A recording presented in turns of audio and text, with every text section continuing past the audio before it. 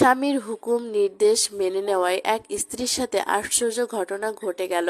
হযরত আনাস রাদিয়াল্লাহু তাআলা আনহু বর্ণনা করেন, একদা জনৈক সাহাবী জিহাদে যাওয়ার সময় স্ত্রীকে একথা বলে গিয়েছেন যে, তুমি সর্বদা ঘরের দোতলাতে অবস্থান করবে, কখনো নিচতলায় নামবে না।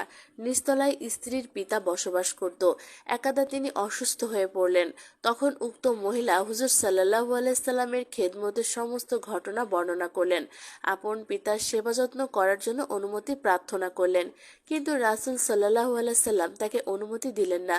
তিনি বললেন, হে মহিলা, আল্লাহকে ভয় করো এবং স্বামীর নির্দেশ মেনে চলো।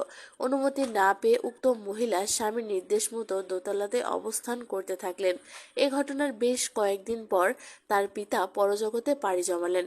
তখন শোক প্রকাশ করার জন্য আবারও তিনি নিচতলায় যাওয়ার অনুমতি চাইলেন, কিন্তু এবারও রাসূল সাল্লাল্লাহু আলাইহি সাল্লাম স্বামীর নির্দেশের প্রতি গুরুত্বারোপ করতে চেয়ে উক্ত মহিলাকে নিচে নামতে বারণ করলেন। এতবার রাসূল সাল্লাল্লাহু আলাইহি সাল্লাম স্বয়ং উক্ত মহিলার বাসভবনে উপস্থিত হলেন এবং তার পিতার কাফন দাফন সমস্ত সম্পূর্ণ করল।